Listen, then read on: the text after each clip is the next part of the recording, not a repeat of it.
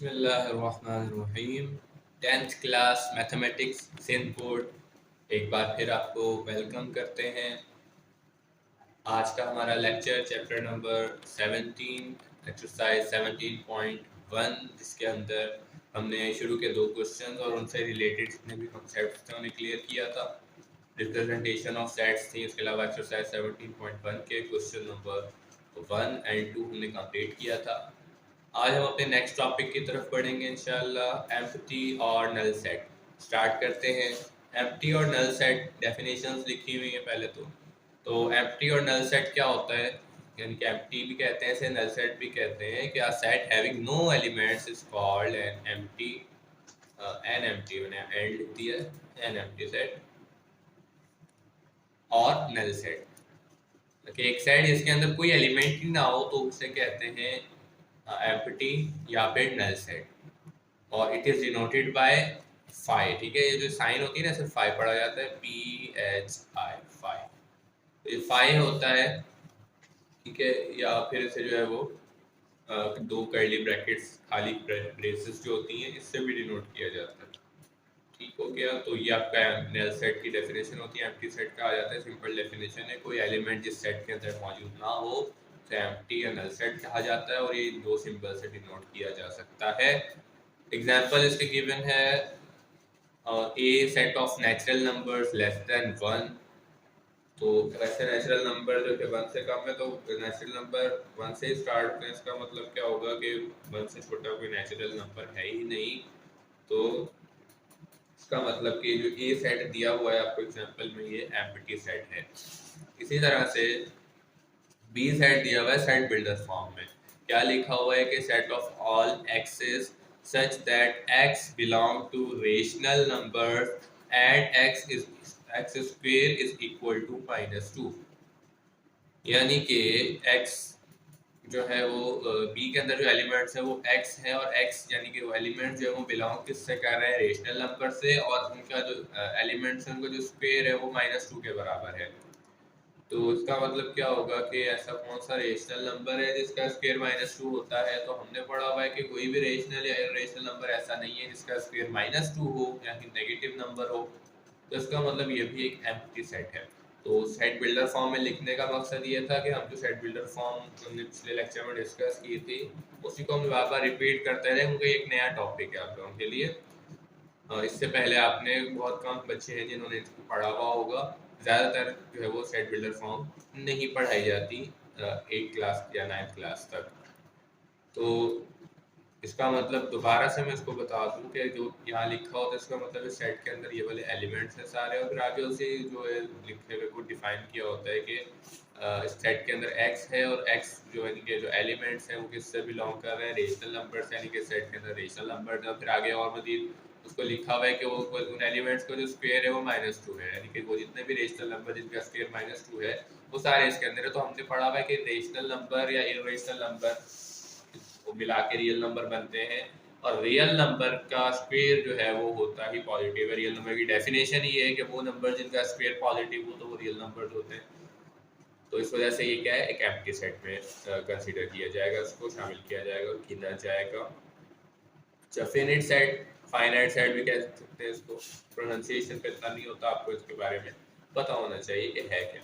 तो मैं तो फिनिट कहता हूँ। Finite set, a set having limited number of elements is called finite set. Finite set पढ़ लें, आपकी मर्जी है।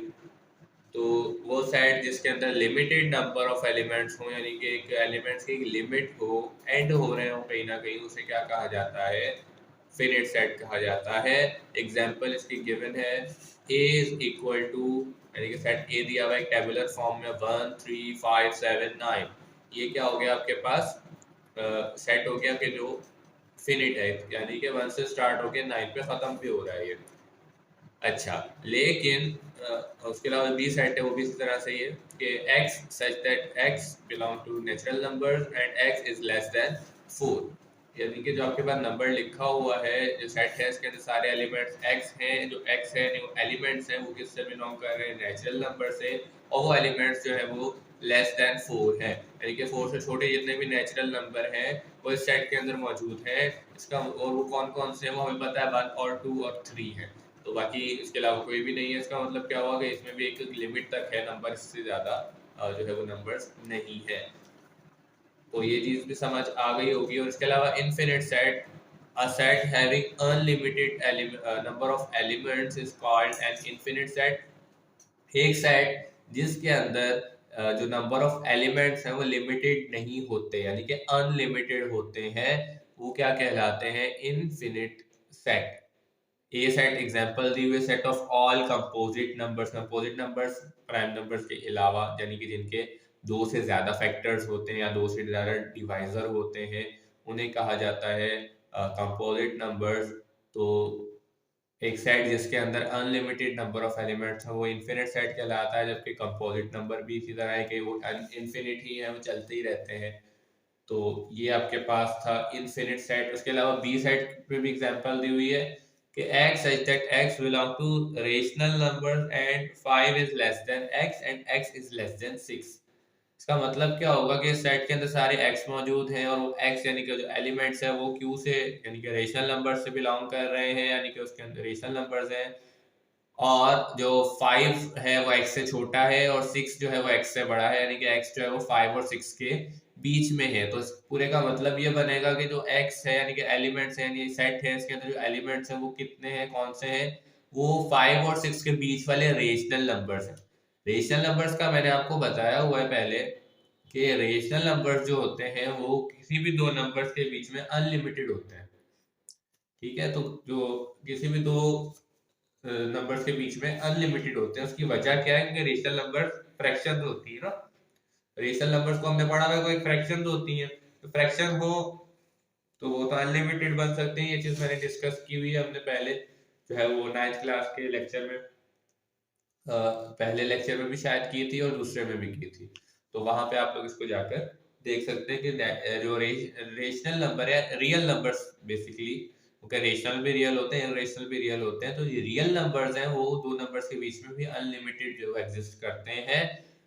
इसी वजह से जो है वो रेशनल या इरेशनल नंबर या कह लेंगे रियल नंबर्स को आप टेबुलर फॉर्म में नहीं लिख सकते। उसकी वजह क्या है? टेबुलर फॉर्म में लिखने के लिए आपको इस तरह की एक लिस्ट चाहिए होती है, जो फॉर एग्जांपल में आपके पास है। इस तरह की आपको लिस्ट चाहिए होती है जिसके अंदर सारे एलिमेंट्स को लिख सकें वाजे तौर पे, आपको जो क्लियरली पता हो कि कौन कौन से एलिमेंट्स हैं। लेकिन जो इनफिनिट सेट होगा, यानी कि जो इरेशनल नंबर होंगे या रेशनल नंबर्स होंगे, और उसको आप इस तरह लिख ही नहीं सकते, क्योंकि उसके अंदर टेबुलर फॉर्म के दो एक रूल होता है कि आपको जो दो नंबर है उसके बीच में कोई नंबर मिस नहीं होना चाहिए। जैसे 1 और 3 है, हमने लिखा हुआ है, इसके बीच में कोई नंबर मिस नहीं हुआ हुआ। ठीक है, क्योंकि इस सेट के हिसाब से हम देखें कोई नंबर मिस नहीं हुआ हुआ। लेकिन अगर हम रेशनल नंबर की बात करें, 1 और 2 लिख दें, बीच में 1/2 भी 2 जो है वो 1 भी आता है, बल्कि 3/2 आएगा। उसके अलावा जो 4/3 आएगा, यानी कि 1 से बड़े वाले और 2 से छोटे वाले भी तो 1 और 2 के बीच में आएंगे ना। तो वो जो है आपके पास फिर इस हिसाब से रेशनल नंबर जो होंगे वो अनलिमिटेड होते हैं। मैं पहले सारी चीजें डिस्कस हमने डिटेल में की हुई है, दोबारा ज्यादा डिटेल में जाने की जरूरत नहीं है। तो समझ आ गई होगी होपफुली। एम्प्टी सेट वो सेट जिसके अंदर कोई एलिमेंट नहीं होता। फिनिट सेट वो सेट जिसके अंदर नंबर ऑफ एलिमेंट लिमिटेड होते हैं, यानी कि भले जितने मर्जी हो, हजारों हो, लाखों हो, करोड़ों और वो खरबों हो, लेकिन अगर लिमिटेड है तो फिर वो फिनिट सेट होगा। इसी तरह से इनफिनिट सेट है कि जिसके अंदर अनलिमिटेड एलिमेंट्स होते हैं, वो इनफिनिट कहते हैं, कभी खत्म ना होने वाले, इनकी गिनती खत्म ना होती हो। ठीक है, और एक और चीज यहाँ पर आती है कि हम अगर कभी कभी कहते हैं कि भाई set of stars in the Galaxy या स्टार्स इन द यूनिवर्स, तो क्या वो फिनिट सेट है या इनफिनिट सेट है? तो इसका जवाब है कि वो फिनिट सेट है। ठीक है, वजह क्या है उसकी? मैंने बताया कि जिसकी काउंटिंग खत्म ना होती हो। ठीक है, तो स्टार्स जो हैं या जो प्लैनेट्स हैं या जो गैलेक्सीज हैं, या जो भी चीजें स्पेस के अंदर या फिर जो भी चीजें हमें लगती हैं कि वो हम काउंट नहीं कर सकते, हाँ वो ऐसा हो सकता है हम काउंट ना कर पाए, लेकिन वो खत्म तो नहीं हो रही, खत्म तो हो रही है ना उनकी गिनती। ऐसा तो नहीं है कि गिनती चलती जा रही हो, कहीं ना कहीं जाकर तो वो खत्म हो रही है। तो इसी वजह से वो फिनिट सेट में कंसिडर किया जाएगा, सेट ऑफ स्टार्स या सेट ऑफ प्लैनेट्स, ये सारी चीजें। तो होपफुली ये चीज समझ में आ गई होगी, पसंद आ गई होगी। तो अक्सर बच्चों को तो पढ़ाई पसंद ही नहीं होती, लेकिन इंशाल्लाह आप लोग वही बच्चे होंगे जो कि जिनको ये समझ में भी आती होगी और मैथ उनका फेवरेट सब्जेक्ट भी होगा। अगर फेवरेट ना हो तब आप उसको कोशिश करें कि अपना फेवरेट सब्जेक्ट बनाएं, क्योंकि ये आपका वो सब्जेक्ट है कि जो आपके पूरी एजुकेशन में आपके काम आएगा। इनडायरेक्टली आ रहा होता है, डायरेक्टली नहीं आ रहा होता। जैसे फिजिक्स के अंदर न्यूमेरिकल सॉल्व करने हैं तो उसमें मैथमेटिक्स केमिस्ट्री में न्यूमेरिकल सॉल्व करने हैं, मैथमेटिक्स, बायोलॉजी में हमने प्रॉब्लम सॉल्व करनी है, उसके अंदर ये जो सेट वाला है ये तो शायद इतना उस तरह से ना भी आए, लेकिन बहुत सारी चीजें जो है वो आप बायोलॉजी के अंदर भी मैथमेटिक्स को यूज करते हुए कर रहे होते हैं। वो मैथमेटिक्स की बहुत सारी ब्रांचेस हैं, हम तो छोटी सी ब्रांचेस पढ़ते हैं यहाँ पे। आपकी 10th क्लास है उसके अंदर कुछ उसके अंदर बेसिक ऐसी भी हैं जो कि बायोलॉजी में भी काम आती है। तो हम ये कह सकते हैं कि जो मैथमेटिक्स है वो आपके हर जगह काम आती है, आपकी डेली लाइफ में भी बहुत काम आती है, बस हमें जो है वो पता नहीं चलता। तो इसके साथ साथ हम एग्जाम्पल भी लेते रहेंगे कि भाई कहाँ पे काम आ रही है डेली लाइफ में।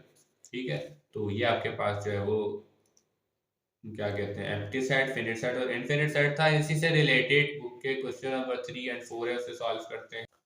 तो exercise 17.1, right any 5 examples of empty set. अच्छा, एम्प्टी सेट पढ़ चुके हैं, बस एग्जांपल लिखनी है, 5 एग्जांपल्स लिखनी है, हम बारी बारी लिख लेते हैं। यहाँ पे आंसर लिख देता हूं मैं। पहला सेट हम लिख देते हैं ए, उसके अंदर जो है वो हम लिख देते हैं सेट ऑफ क्या लिख सकते हैं हम, set of natural numbers,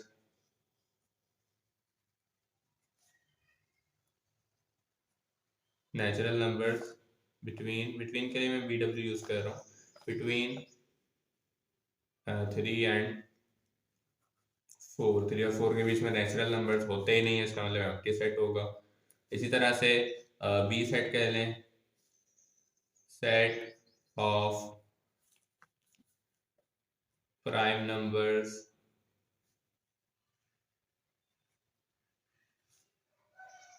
having 3 natural divisors। Divisor भी कह सकते हैं, फैक्टर भी कह सकते हैं। तो set of prime numbers having 3 natural divisors, ऐसे प्राइम नंबर जिनके 3 नेचुरल डिवाइजर हो। तो प्राइम नंबर्स होते ही वो होंगे जिसके अंदर 2 नेचुरल डिवाइजर, एक वो खुद होता है नेचुरल नंबर और एक 1 होता है। इसके अलावा कोई ऐसा नंबर नहीं है कि जो प्राइम नंबर से डिवाइड हो जाए एग्जैक्टली। ठीक है, डिवाइजर्स वो होते हैं जो एग्जैक्टली डिवाइड हो जाए। अच्छा, नंबर 3 पे हम कर देते हैं ए बी सी, कह देते हैं इसको सी सेट ऑफ मंथ्स। ठीक है, set of months having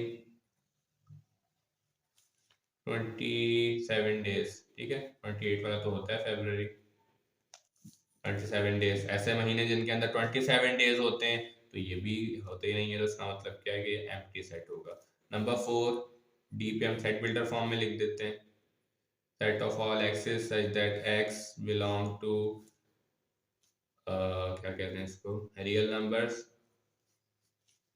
and x square is equal to -1। ऐसे रियल नंबर जिनका स्क्वायर जो है वो -1 है, तो ऐसा कोई है ही नहीं, इसका मतलब क्या होगा कि ये भी एम्प्टी सेट है। और 5वीं एग्जांपल इसकी हम लिख देते हैं, वो भी सेट बिल्डर फॉर्म में लिख देते हैं, set of all x's such that x belong to even numbers,